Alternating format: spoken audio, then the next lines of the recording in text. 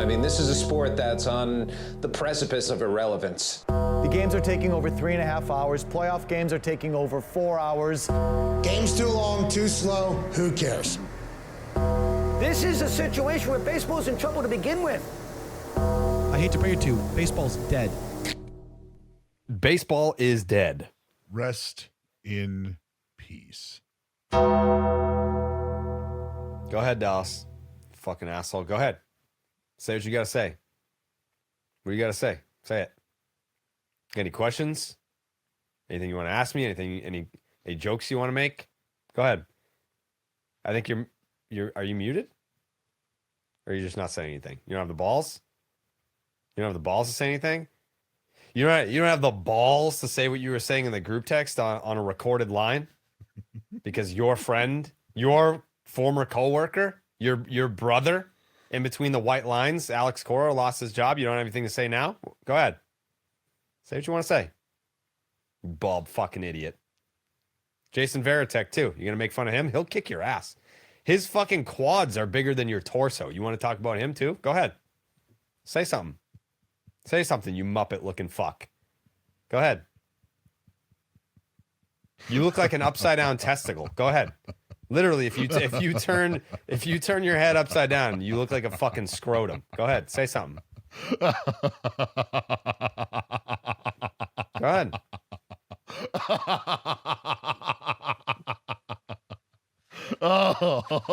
You do. Oh, I could put you on a fishing boat with all the reeling you are doing. This, say it.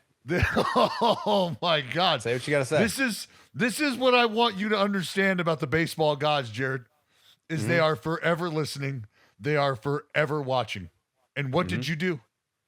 What did you do? You demanded change. You said it yourself. Go back and I'm still waiting on that clip. I asked for that clip to get cut. Apparently that got lost in translation. They work for me now. That clip where you said, someone's got to get fired. They got to fire somebody. We got to start firing people, was exactly what you said. You said that after you had already abandoned the team. And that was just before you had adopted the Kansas City Royals and then abandoned them and then jumped into a pair of White Sox so that you felt better about looking at yourself in the mirror. And look what the baseball gods did. I saw the graphic. Look what they did. Awesome in a White Sox jersey. Awesome. Great color. This is what you get. You did this. You did this. Nobody else did this. You want to stand atop the mountain and wave the flag when things are going well? Buddy, you better be ready to plant the flag when the storm comes in the face of gale force winds that you created, you blowbag. I didn't create those winds, I don't think. Your undoing. Somebody's got to get fired, Dallas. Somebody's got to go. Somebody's got to go. Really? Really? They got to start firing people. And the baseball god said, Jared, hold our collective beers. We're going to roll up our sleeves and get to work. And that's what they did. And that's exactly what they did. And you woke up without a manager. That's what you did. You woke up without a manager. Oh. You woke up with a franchise without a direction. You woke up with players pissed off that they've been told to basically shut up and throw, shut up and hit, shut up and field. We'll take care of the rest. Yep. Leave it to Jared. He'll take care of the rest. That's basically what you woke up to. So I'd ask you, how do you feel about undoing your franchise? That's what, because look, I think it's pretty evident that out of the entire group here, who's gone through it as far as dealing with hurt, heartache, fan pain, misery from their franchise perspective. Let's remember, my friend, you bought tickets to the ball game is what you did. All right. I wore the uniform. I bought tickets, wore the uniform, have flown the flag. I feel it. You're a part of Red Sox Nation, Jared. You're a part of Red Sox Nation. But to act like that you had no hand in the tearing down of this franchise, in the methodical, systematic crumbling of this franchise, would be disingenuous to the people who have listened It's not to the you right preach the praises of the Boston Red Disingenuous Sox. with an S. This is where you're at. This is where you're at. You made this bed. You made this bed. I tried to prevent you from making this bed. And you know what happened is you made the bed and you were like, you know what? I think we're good here. I'm going to leave that bed just as it is. Fuck the Red Sox. Royals, here I come. Oh, nope, sorry. Whoops, did I say Royals? I meant White Sox, here I come. And now here we are. I don't know another way to look at this other than you got what you asked for. You literally asked for this to happen, and then it happened. And I'd ask you, because I tweeted my thoughts on Alex Cora. I said so on the broadcast when my partner brought it up. I said, Alex Cora, brilliant baseball mind. Any team, any franchise, not team, because team is almost like you're just relegating him to just a on-field impact presence, which is not the case because the man understands the game. And he understands the game from a business perspective as well. That's why he will be getting paid to look for another job. He will be getting paid to take his resume and put that in front of other people who understand what kind of impact he can have and go, you know what? We'll take that. We'd love to have that. So that's where Alex Cora is today, right? I think you can give his position a big thumbs up. That seems to be the theme of the day. I think that's a great spot for Alex Cora to be. Absolved of the dysfunction that's occurring. He's no longer responsible for the direction that franchise is trying to figure out that they're heading in. Because that's also something I think we could all agree on, is that they're just not sure. Their compass right now looks like they're in a world where the magnetic force fields are upside down. The compass is just, where are we going? I don't know. It's an absolute spin zone right now. Spin zone. It's unfortunate. It's unfortunate because there's good players on that team. There's good players on that roster. And you'd like to think that they had an individual who was in the position to help continue to get them better. Was that showing up in wins and losses? No, it wasn't. And apparently, decision makers had an issue with that. And they listened to you. They were like, you know what? That Karabalis guy, he's right. We need to start axing people. We need to start removing people from the equation. He said so himself.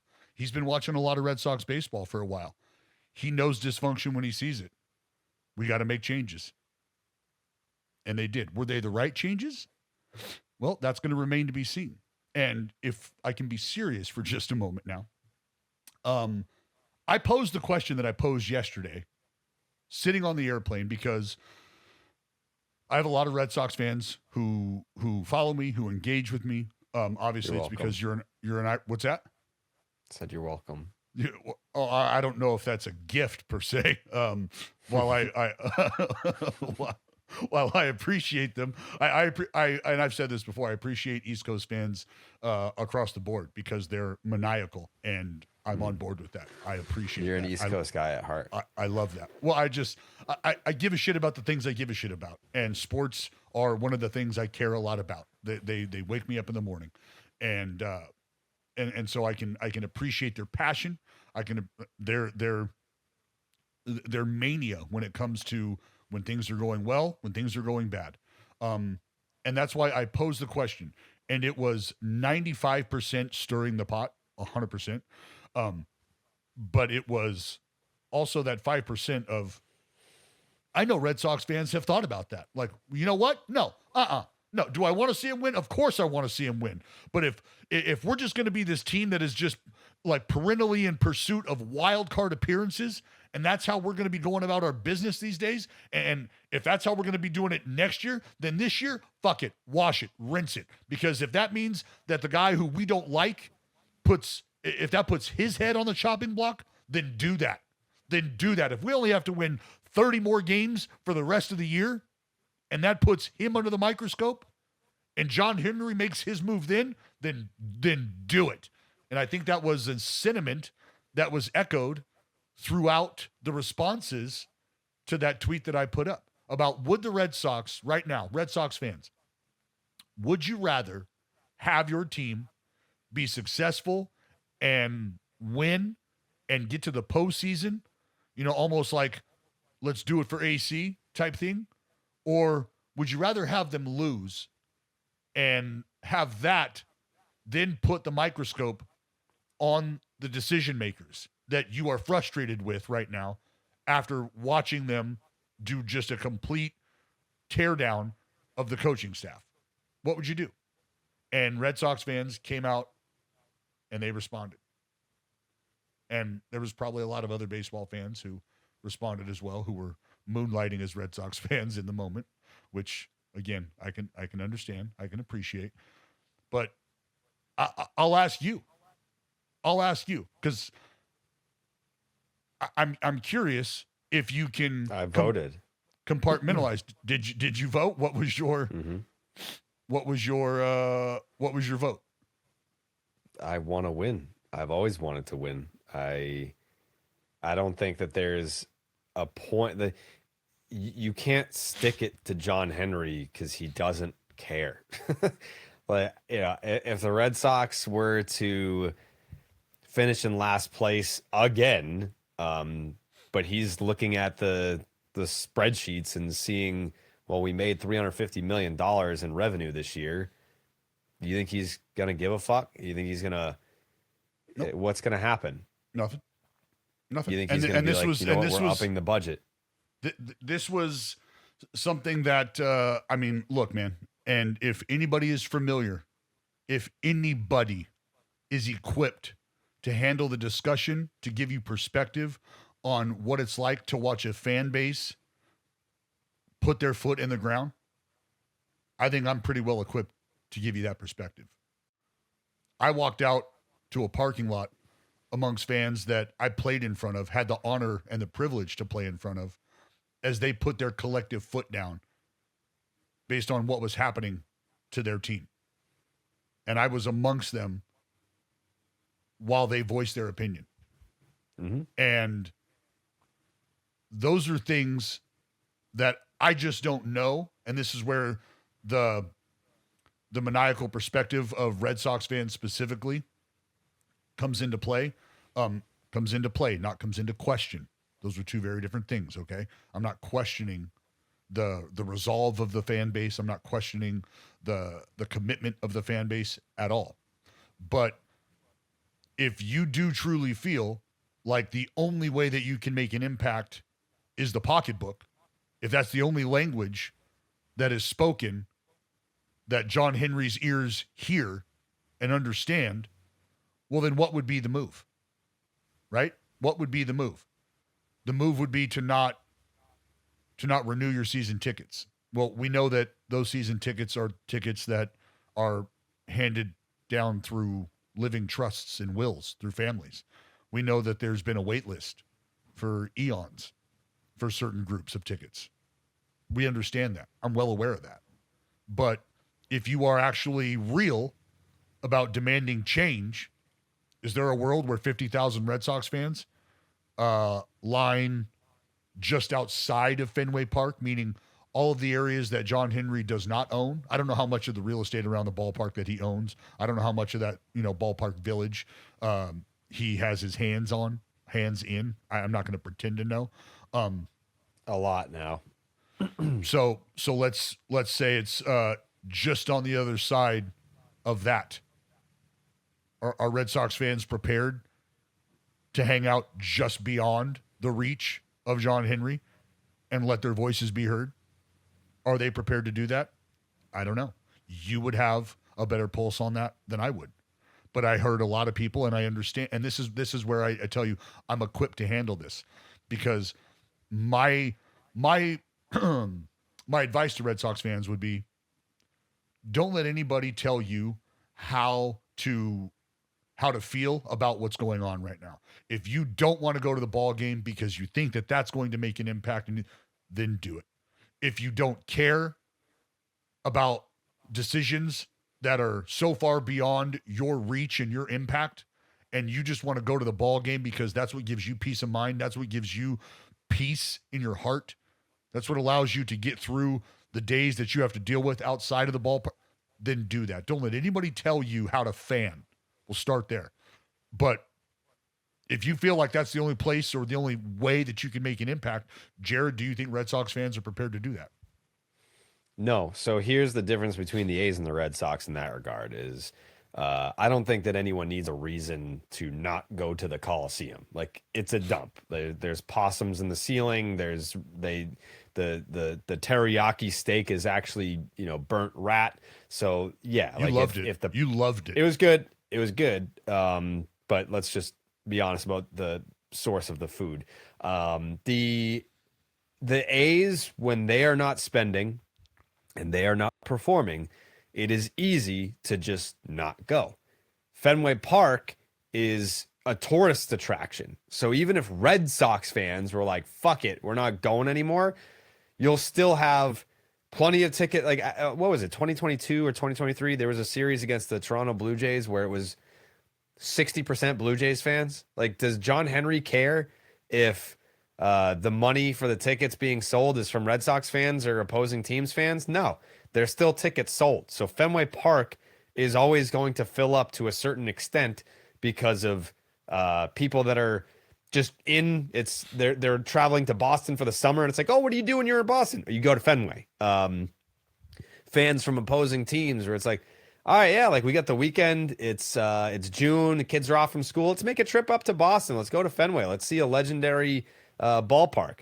So even if fans were to say, fuck it, I'm done, it's not going to hit him in the pockets enough for him to be like, you know what, we need to do something about this. Because so the Red Sox brand in Fenway Park is always going to print money. I'm glad you brought up the brand, because now what you have to think about is what sort of brand is this moving forward? Because if everything that you just said is true, which I know it is, I know that that's the case. I think everybody should understand that when it comes from their favorite team's owner. They simply do not care where the dollars are coming from. They just simply do not. You need to know that. I know you're aware of that as people. I'm not telling you anything that you don't know. You're like, oh shit, you mean they'll take money from anywhere? Yes, they will. But the Red Sox used to be, because you're not now. You're not now. And let's have this moment as the come to Jesus moment, if you need to have it, Red Sox fans who are listening to this, because maybe Jared doesn't have the hair on his ass to tell you this, but I'll tell it to you because you need to hear it. You're about to say something I've probably already said a million times, but go ahead. It's something that we've talked about for a long time. You're not even close any longer to being the franchise that once was the Boston Red Sox. You are now walking around yesterday. You are now walking around in a Red Sox cape, but it's like a Temu Red Sox cape, right? It's got an R instead of a B. Temu? Temu, whatever. And Jared, I think that gives us an opportunity to talk about our sponsor of this episode. And this episode is sponsored by BetterHelp. Remember, May is Mental Health Awareness Month. Just a reminder that whatever you're going through, you do not have to go through this alone. That's what a team is for. That's what family and friends are for. That's what a community is for, is to make sure that you have support. It's not about being the person in front of you or behind you or the side of you. It's about knowing that you have people you can lean on in any direction. BetterHelp. Look, life's a journey. Some days you feel good. Other days, without a doubt, can be overwhelming. So whatever's keeping you up at night, you don't have to chew on that all by yourself. It's easy to feel like you have to figure it out all on your own. That is just simply not the case. The truth is, nobody has all the answers, right? Nobody. The universe is infinite. There's answers that are out there from every direction, and you can find them. And no journey should be done alone. Not a single one. Having someone with you to listen to, understand, support you, that can make all the difference in the world. I can tell you firsthand, when I was going through figuring out who the hell I was as a baseball player, or no longer a baseball player, that's a reality that you come to very quickly, very abruptly, and you don't know what to make of it. You don't know what direction you're going. You got to talk to somebody. You got to lean on somebody. And a lot of times it's easier to do that with somebody that you maybe don't know, because there's a level of trust or just a level of vulnerability that you think you can get to where you're not jaded. You're not sharing emotion with somebody who you think is still going to judge you at the end of the day. It might be tough to bare your soul and then go get a burger after. Like, that didn't just happen. Like, man, I just gave you a lot. Now we're just going to go eat fries. Like I didn't just say what I didn't just say. Like, that's just not the case. And remember, BetterHelp therapists, they work according to a strict code of conduct. They're fully licensed in the U.S. BetterHelp does the initial matchmaking for you, which is awesome. You don't have to do that, right? It's a short questionnaire, helps identify your needs and preferences, and they've got 12 plus years of experience in doing this.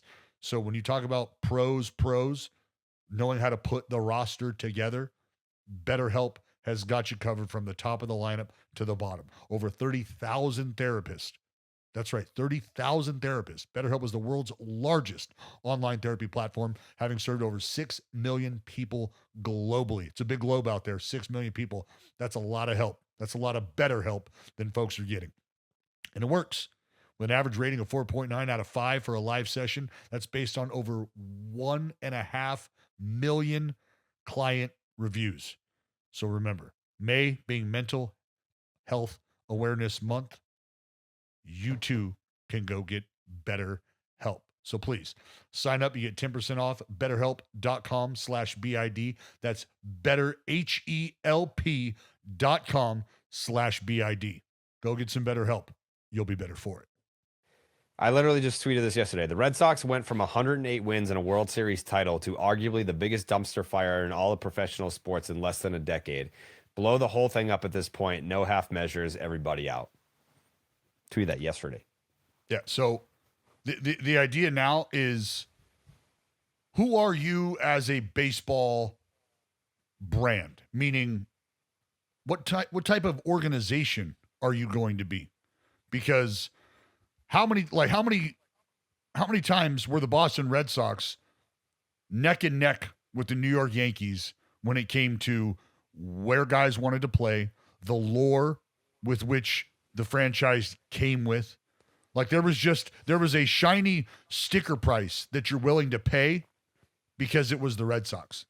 There's an understanding that you're going to have to come correctly, and there's an understanding as a player, like, hey, this might not be X from this place, but it's this place. It's Boston.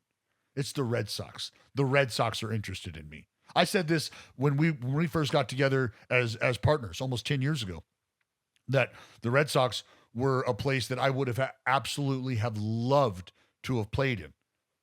My grandmother got there early and stayed an extra day later after our series just to tour the ballpark twice. The lady toured the ballpark by herself twice before I got there, and stayed again to do it again. That's how much I think I had like infiltrated her brain, but how much she appreciated where she was, what that place meant, because it doesn't mean that anymore. And that rubs off. That shine rubs off, because now if you're some team who like straight up, based on your approach to winning baseball games, what's different between the Athletics and the Red Sox? What's different? We're spending money too. We're signing our core guys. Yeah, honestly, at a higher rate than the Red Sox have been. Yeah. And if you and the fact, think about that sticker shock. The fact that I can even ask that question today, and I'm not laughed at immediately, tells you all you need to know. Yeah, the Red Sox are. So here's the thing that the people are not saying about this Red Sox situation, beyond just being upset, if you are, because I mean, there's obviously, Red Sox fans that are like, glad Cora's gone, blah blah blah, and if you fall into that camp, then so be it. But for anyone that's upset about Cora being out, I think that there's also a larger problem here, especially as you start to hear guys like Trevor Story speak publicly. Mm-hmm. Garrett Whitlock, and I think it's what Jaron Duran did not say that is also speaking volumes. There will probably come a time where he does comment on this. But yeah, yesterday he was just not saying a word to reporters because in fear of what he would say if a microphone was put in front of his face. But this will undoubtedly have an impact on players coming to Boston. That's what I was talking about. That was my whole point Yeah. about the brand and the destination. Because now Yeah. you have to think about what sort of place is this? Is this a place now that is purely and strictly run? Because what do we understand about the Tampa Bay Rays? Right? That they are going to utilize you in a way where they can maximize what you bring to the table. Are they going to spend big money on you? Absolutely not. Will you outgrow their financial constraints if you're somebody who they draft early? You absolutely will. And that's just understood. You just know that, right? So is it a place where big time free agents want to even entertain going? Probably not. Probably not. Same with the Miami Marlins, right? Probably not. Well, money talk. At the end of the day, money talks. Sure. You know, like sure. I think if you come in and you just like Yoshida, for example, like the Red Sox made an offer where the national reaction was the market was here, and then the Red Sox went here and so yeah, like will they still get free agents? Sure, but when you start talking about like I don't know, for example, like what was like this is an extreme example, but like Juan Soto, right? Like when you've got a couple teams that are north, like he went to the highest bidder, but once you get like say it's 3 teams that are all in the same region, you will be considered less because of all this shit. Like you will be considered less because of the communication. Like that's something that's been communicated to me in the last 48 hours is players being like, I don't know who to trust now. Like that's not fucking good. Well, no, and why would you know who to trust? Why would you? And this is where I have stopped short of criticizing Craig because Craig is a former teammate of mine, and my experience with Craig, my personal exchanges with Craig were always positive. I told you I sat across this dude for years and played cribbage with him on the airplane, like that. Him and his pitching coach, Andrew Bailey, and so I got a pretty good feel for who the dude is, his vibe, right? And that's why it pains me. It pains me to see the disconnect that I think exists and the lack of value that he is considered when it comes to having a manager that has the connection and the pulse on the clubhouse the way AC did. And I don't know that there's another way to put it, not trusting it. Not trusting it. And there's 2 things that were very clear that there was going to be a massive shift and there was an earthquake that had happened in this franchise, and it was just being lightly cemented over while the cracks underneath the surface continued to grow, continued to get bigger. And that was the handling of Rafael Devers, and that was the lowballing of Alex Bregman. Because you played both of those hands as poorly as you possibly could have played those hands. And if it's a matter of the disconnect between the manager and the front office on how they wanted to relate to the player, that's on those 2 individuals. And if it's a disconnect and a misunderstanding or a lack of understanding that the front office has on the impact of Alex Bregman, that's devaluing the opinion of your players, and that's devaluing the opinion of your manager. And that's on Craig Breslow. Because if you can hear the players from top to bottom, we're talking about pitchers who were talking about the impact that Alex Bregman had on their studiousness, how to formulate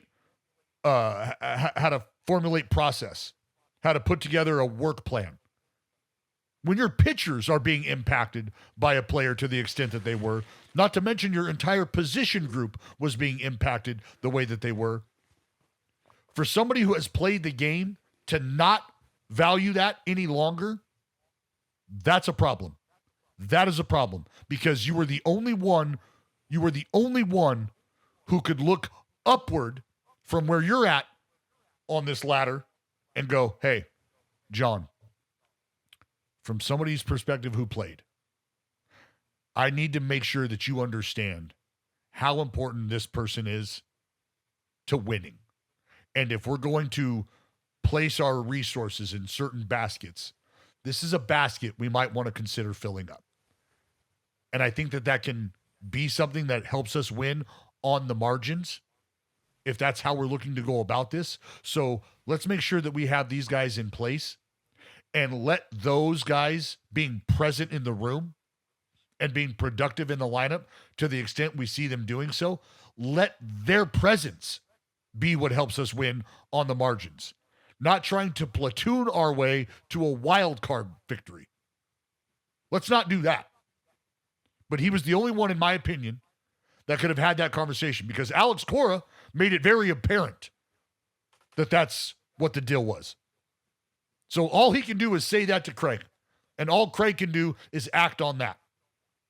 And this was what happened, is Rafael Devers and that entire situation was blown up in public. He's now in San Francisco. And Alex Braden is now going to finish his career as a Chicago Cub. And the Red Sox are left in the wind without a big league coaching staff. Yeah. Yeah. And then, I mean, obviously, the comments continue to leak out, some public, some private. But yeah, like it's a catch-22 because the Trevor Story situation, obviously he hasn't performed great this year. Very similarly to how he started off last year. He didn't really get going until like June.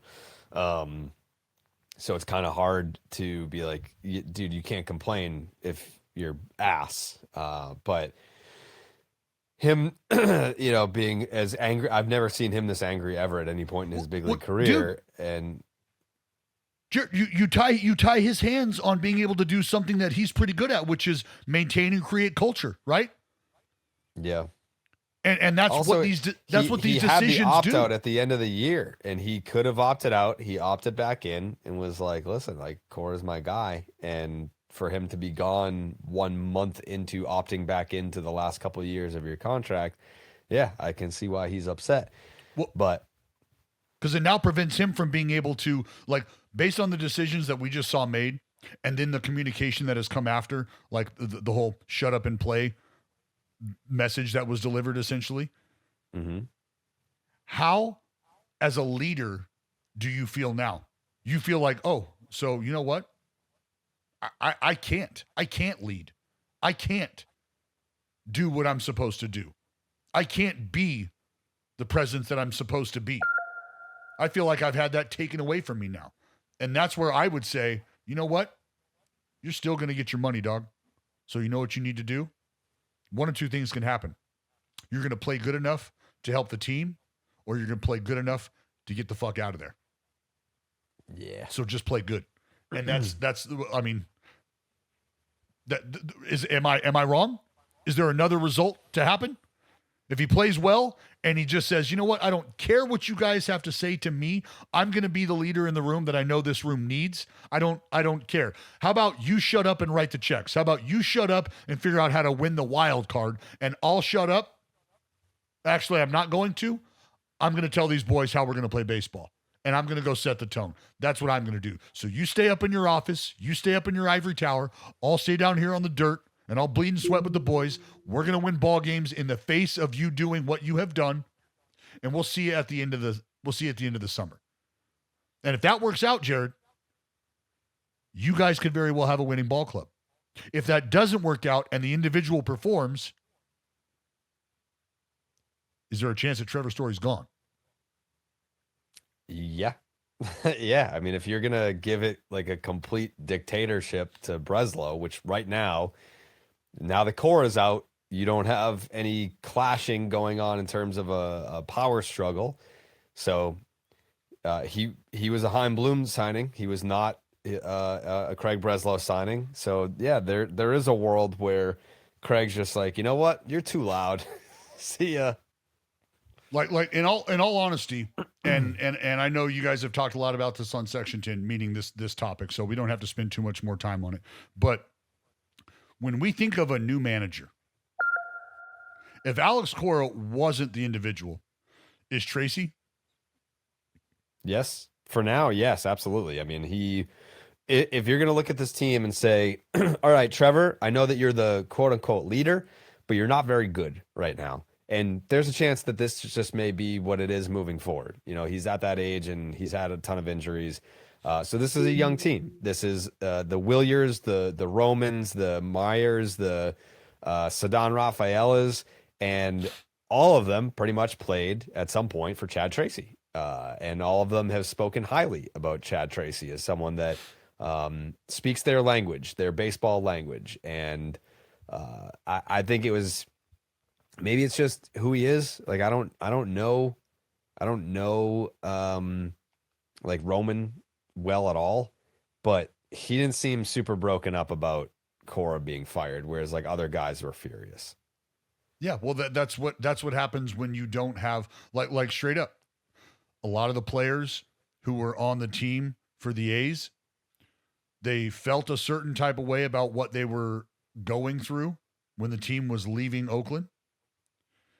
And then to an extent, they were just disappointed that they didn't feel some of the emotion that they saw some other players feel, some other staff members feel, because they didn't have time to develop that connection. They didn't have time to develop those relationships, right? Like they didn't get to know the security guards. They didn't get to know the ushers. They didn't get to know a lot of the front office members who, and when I say front office, I mean just all throughout the organization, who are no longer with the team. They didn't get to know those people. And it was almost like, damn, I know I'm missing out. But at the end of the day, how much emotion do I have tied to that? At the end of the day, I'm just a ball player. And I'm going to play baseball where they tell me to play baseball. And if you just don't have those connections, to your point about Roman not being that broken up about it, you understand that this is the business, the ugly business side of what we do. And so while Roman can very well appreciate the impact that Alex had on his franchise as a coach and some of his teammates that have come and gone, he just was not in that boat. He did not have that connection. And if he's going to be the face of this franchise moving forward, and there's somebody who has that connection with him and he has that familiarity with, then it would stand to reason that that guy's probably going to get an opportunity, because something else we can understand is when you are just stepping into that position and it's the first time you're being handed the reins to a big league franchise, and it is a franchise that used to be as illustrious as the Red Sox, wouldn't you be pretty excited about that? Yeah. I got a hunch that Cora and Veritek won't be unemployed for very long, and they might, I don't know, wherever they go, that might be a package deal. I don't know. We'll see. But before we get into that, we do want to give a quick shout out to our sponsor, Kalshi, the largest prediction market in the United States. Kalshi allows you to trade and win real money on events like sports and entertainment. Let's make one thing clear. Kalshi is not a sports book. On Kalshi, you are not playing against the house. You are trading head-to-head against other people. Kalshi just runs the marketplace. This makes Kalshi an exchange. That means they do not profit when you lose. The lines are not set by them. Lines are moved based on where the money goes. Public opinion is what sets the line, not some algorithm that's working against you. And if you want to try it for yourself, Kalshi will give you $20 when you trade $20 if you use our promo code, which is BID when you sign up. That's promo code BID on Kalshi, who will be giving you $20 if you trade $20 on their app. Promo code BID. And on that same subject, Dallas, right now, why do I what? Nothing. You think, I mean, there was a Boston movie who had this line. You think Cora and Veritek like apples, Jared? I think it might be a situation, a Boston movie where it's like, whose car we taking? Like, I think they're gonna be a package. Yeah, I think whoever hires one gets the other. Yeah. You think they like big apples, Jared? Yeah, I think so. Yeah, I think they're gonna be having a do you like them? How do you like them apples situation with Craig Breslow? That's probably coming. Yeah. Kalshi has a market right now for the next manager that's going to be out the door, and Oh God. an overwhelming number of Kalshi customers right now believe that it's Rob Thompson, the manager of the Philadelphia Phillies, who is the next manager to get the axe. What say you, Dallas? You think he's the next to go? I mean, Carlos Mendoza. There's got to be tremendous value there. Yeah, look, I'll be honest. I don't typically like having these conversations because I don't ever like to put somebody's job, somebody's livelihood in the crosshairs. That's just not something I'm comfortable with doing. I don't like to do that because I don't ever want to believe, well, I don't believe that any name that you might say right now is somebody who shows up and isn't trying to do their very best to manage the relationships that they need to, which are partly of the front office and the other part with the players that they have to manage. And I think when we start to have these conversations very quickly, people's brains get away from understanding that and respecting that. So look, when you look at the standings, is it easy to point out those two teams and go, oh, well, those are guys who are struggling right now, who do? Yeah. I mean, they're 4th and 5th in the division. It is a struggle. And when you look up and you see teams like the Nats and the Marlins slightly better than you are right now, then you have questions. But is there a combination? Is there a world where we can look at it and go, look, players are just not performing? I mean, the Mets have so much going on that do we think that a managerial change can impact the Mets and what they have going on? Or is it deeper than that? Is it deeper than that? If what has been echoed so often has been about the roster and the players in the room, I would ask you this, because I do know that they have a shortstop that a lot of people have had an issue with. And what I do know is that shortstop is from an island that a recently departed manager is from. Sure. And if you feel like there's a relationship there that would allow an impact to be made in that room, then why would you not think about Alex Cora and Jason Varitek working their way to them apples, Jared? I would think about that a lot. Yeah. I would think about that a lot. Yeah. It's That'd be almost why something I think about a lot. The other thing I would really think about, though, right, is I know Cora loves Lindor, loves him. Fellow countryman, adores him. I feel like there's only one other guy that Cora speaks more glowingly about in this game, Dallas Braden. You know who that guy might be? Speaks more glowingly about than Francisco Lindor? Yeah. Yeah. There's a guy he really likes. Yeah. Yeah. I'd love to get to, work together. Perhaps again. I don't know. Bryce? That'd be Dave Dombrowski. Sugar Daddy Dave. Because when those two were working together, kind of what we had going on in Boston post Dave Dombrowski firing was Alex Cora being like, not trying to be general manager, but having influence on roster decisions and suggestions and players and all that. And there was a lot of butting heads that were going on. Chaim Bloom, Craig Breslow, what have you. With Dan Dombrowski, Sugar Daddy Dave, he was just like, Alex, tell me what you want and I'll go get it. And he was like, this guy, boom, boom, boom, boom, boom. And lo and behold, you have a World Series championship team. So I think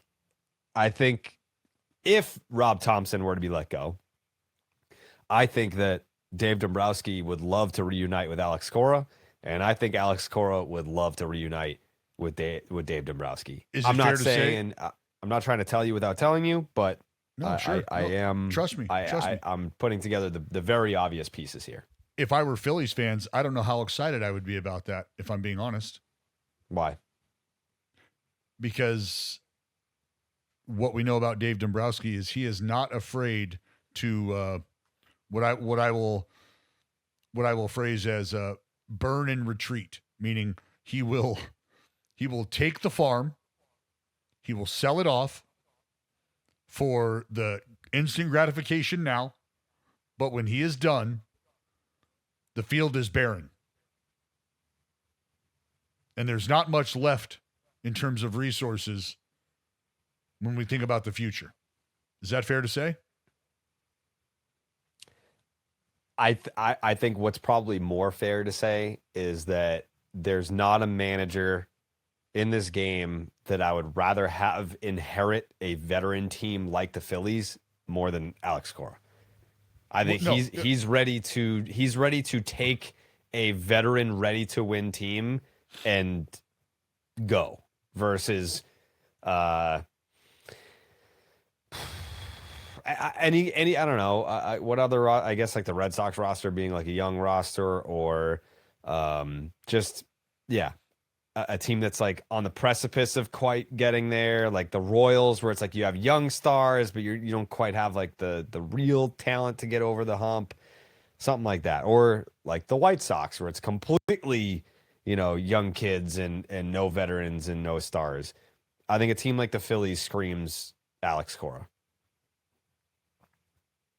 Yeah, like I said, my point was what you will have to use to supplement the roster, because one or two things is going to happen.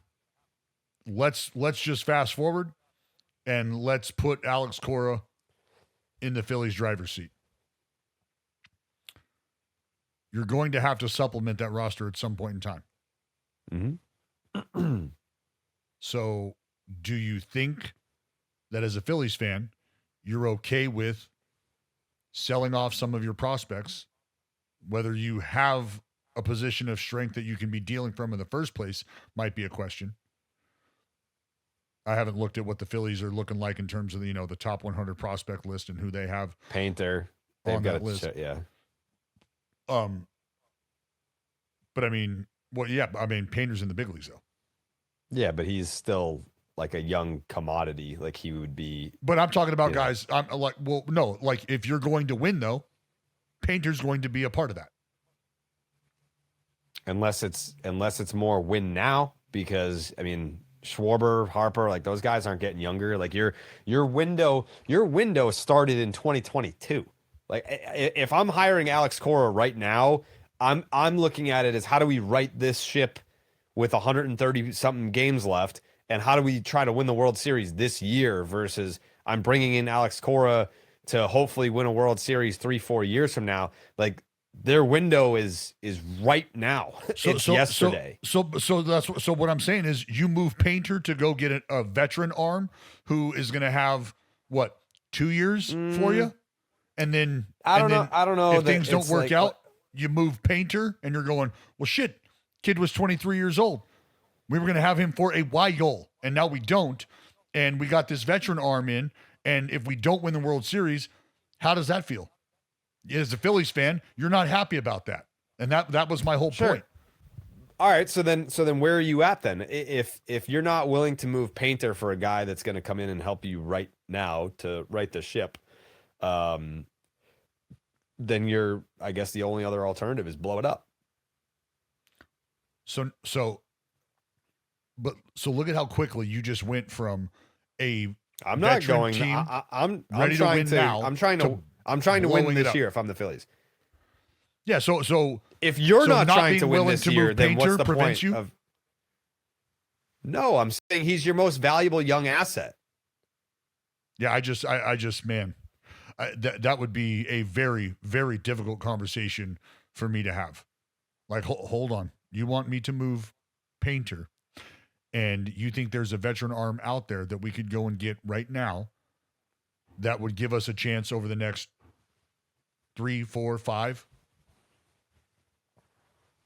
Like that. Oh, that's just. Otherwise, Dallas, this is a complete failure in terms of assembling superstar talent and a championship core who didn't win one. Like when we go back and over the list, how many teams could you say had a championship core that didn't get at least one? Think about it over since we started doing this podcast. Let's narrow it down to like the last 10 years. Like the Cubs, a team that would like always linger in like the division series or the championship series, they broke through and got one. The Astros, they got two. And if you only want to count one, then fine. The Braves, they got one. That's what I was going to say. The Braves. The Dodgers, obviously, they got one. I guess the Yankees are probably the other one but I don't know that it's basically, 2024 was their championship core. Like you had fucking Judge, Soto, and Stanton, and Garrett Cole, and you couldn't win the fucking World Series. Like that's an embarrassment. But yeah, I'll count them as maybe the other team, but they're not like, they weren't knocking on the door of doing it every year like the Phillies have been. Like the Phillies, who do you think would be the bigger disappointment? If the Bryce Harper Schwarber Phillies didn't get one, or if the Aaron Judge Stanton Yankees didn't get one? The Aaron Judge Yankees, the Aaron Judge Stanton Yankees have had a much longer window too, and they still haven't. That started in 2018. Yeah, for me, it would be. I mean, because look, even the Nats, right? Even the Nats squoke one out. Yeah, the Yankees with Judge and Stanton have had 4 more cracks at it than the Phillies with Schwarber and Harper. Yeah, I would say the most disappointing to this point, because the Phillies give you Cubs vibes in terms of being there, right? Knocking on the door. They're in the neighborhood. They're constantly there. So with that being said, the Phillies are absolutely, but that's why I say, are they, could it be argued that the Phillies are beyond ready to win now? Like, are they on the downside of that hill?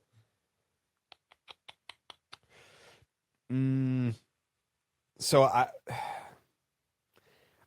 I think I don't want to say yes because well, I don't hold on.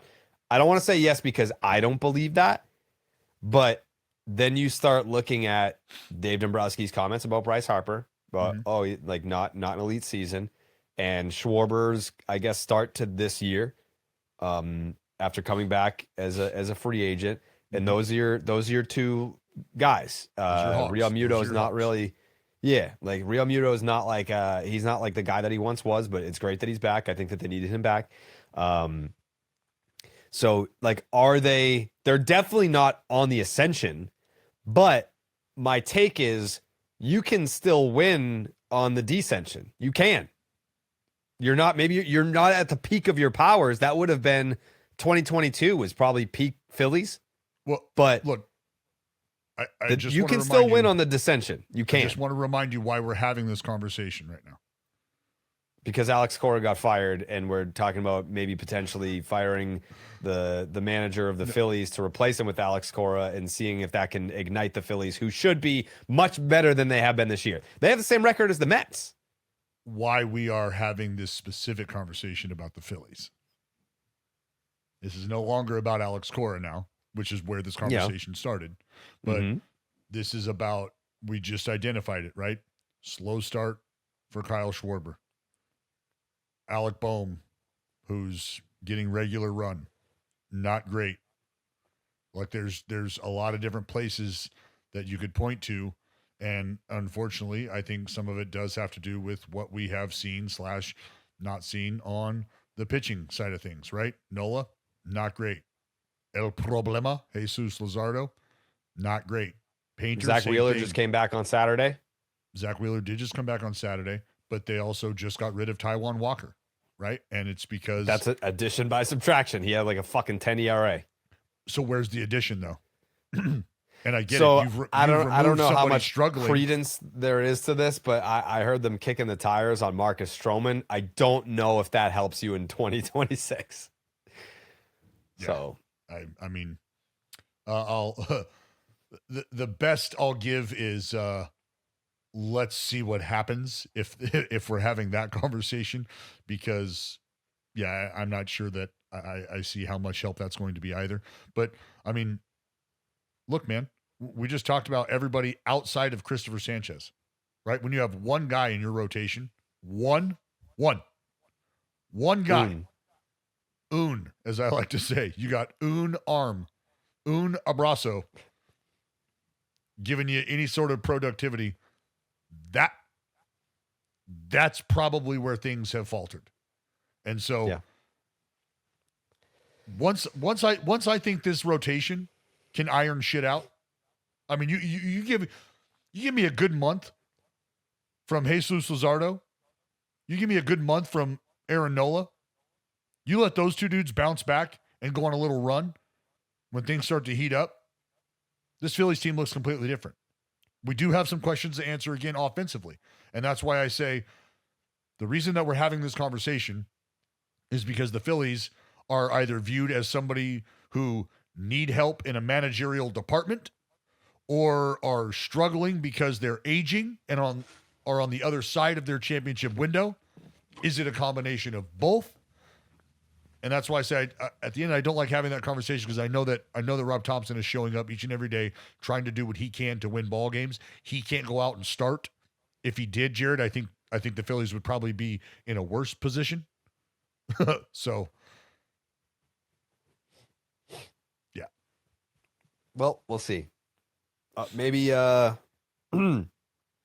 maybe I'll be able to get some more breaking news. Did you retweet me? No, probably not, because you're a piece of shit. You're not a team player. When? Would you just tweet something right now? I'm not looking at. No. I broke the news on Saturday. I was at fucking Hibachi. I was getting shrimp flipped into my mouth and breaking the number one sports story in the world at the same time. What are you talking about? What news? The firing, dumbass. What you? No, I didn't know. I thought that came across from somebody else. Are you sure you broke that? I fucking hate you. What? You're the worst. You're just the worst. Why am I? What? You know I have a job, right? You know I'm doing shit. I just want you to understand that. You get this is also a job, you know? Yeah. When I'm actively calling baseball games, I can't actively just be finger fucking my telephone. Eventually, Dallas, one day, they'll turn on you. Me? Never. Never. Yeah, well, I have to call the baseball game that I'm watching. I can't miss a play and then go, oh, hey, you know what? I know A's fans, I know you're locked in on this ball game right now, but there's something I do want to tell you. I can't do that. BID listeners, just listen, read between the lines on what was said on the show, right? Dallas did not follow the work that I was doing this weekend, breaking the biggest story in sports over the weekend, whereas I participated in his dumbass poll on Twitter. So I'm following what he's doing. I'm following what he's doing, but is he following what I'm doing? No. Good friend, bad friend. Good friend, bad friend. Where is you? Show me the tweet that you are breaking this, is all I'm saying. I don't know, the tweet where I broke it. The fuck? There's a series of tweets. What, that he had been fired?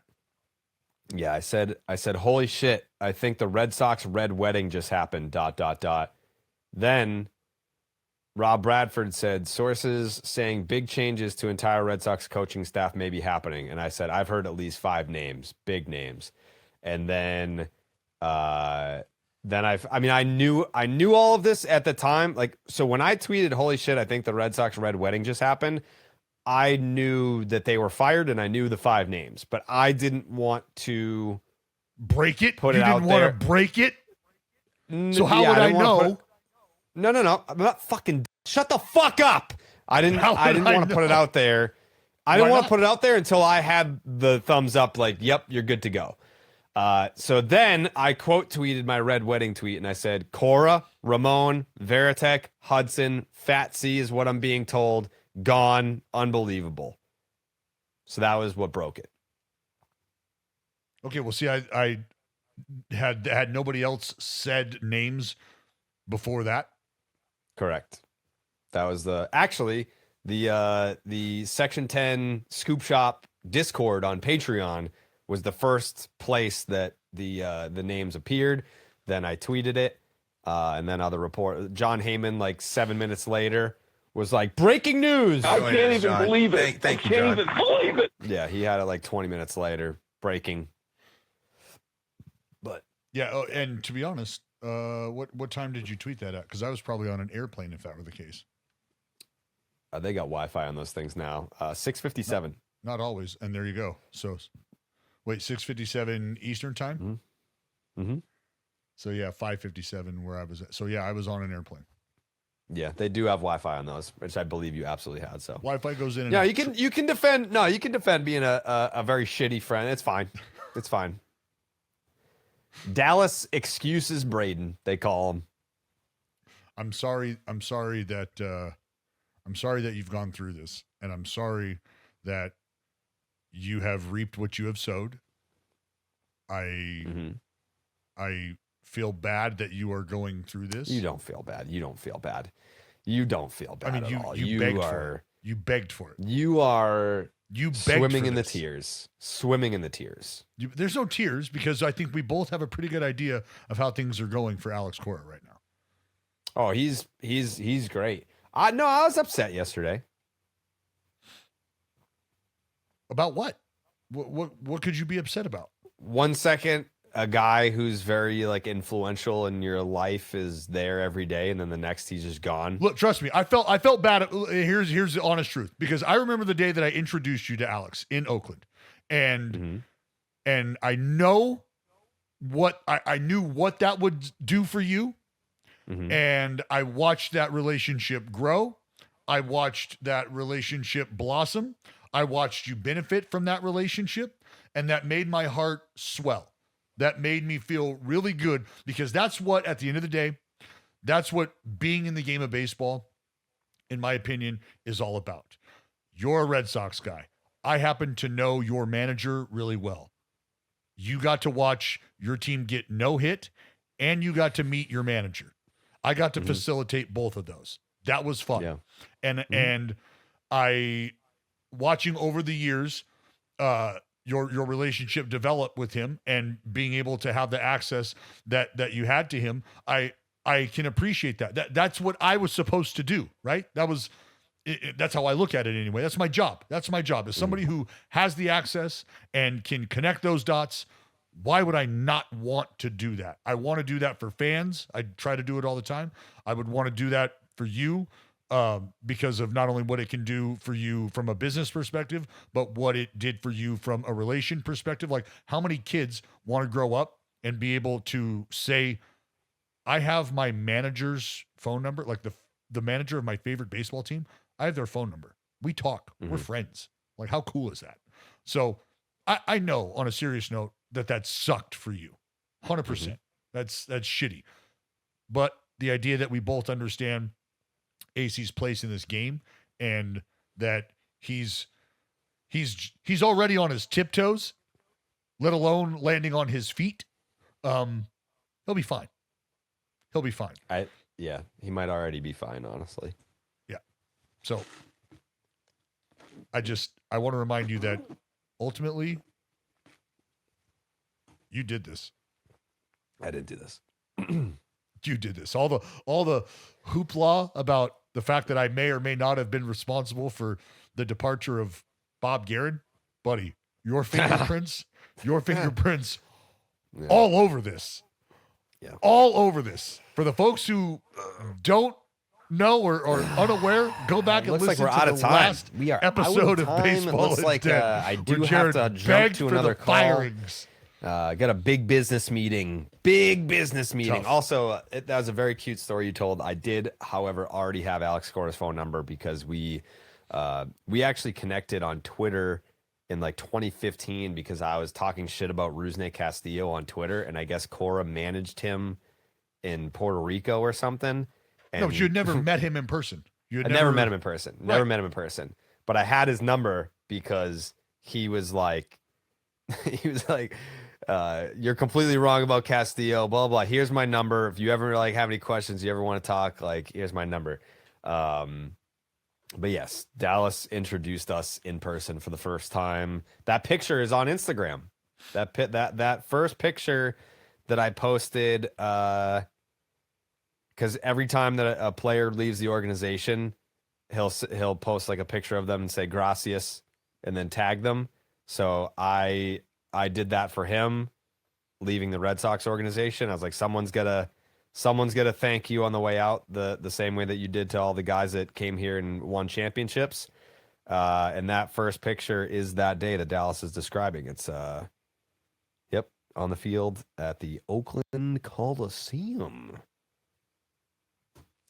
All right, Dallas, I gotta go. You can sit here and talk to everyone alone if you want. No, I've said enough. You're good? I've said enough. You good? Okay. You got it. Me? I mean, you want to apologize or for what? Derailing the Red Sox season? No. The Red Sox derailed the Red Sox season. I just helped correct it in a way that I didn't anticipate. It's different. Yeah. That's a hell of a perspective. Yeah. Jay, hey, back Wednesday? Wednesday. Okay. Yeah. Back to our normally scheduled programming on Wednesday with Justin Havens. And yeah. Good stuff today. We go.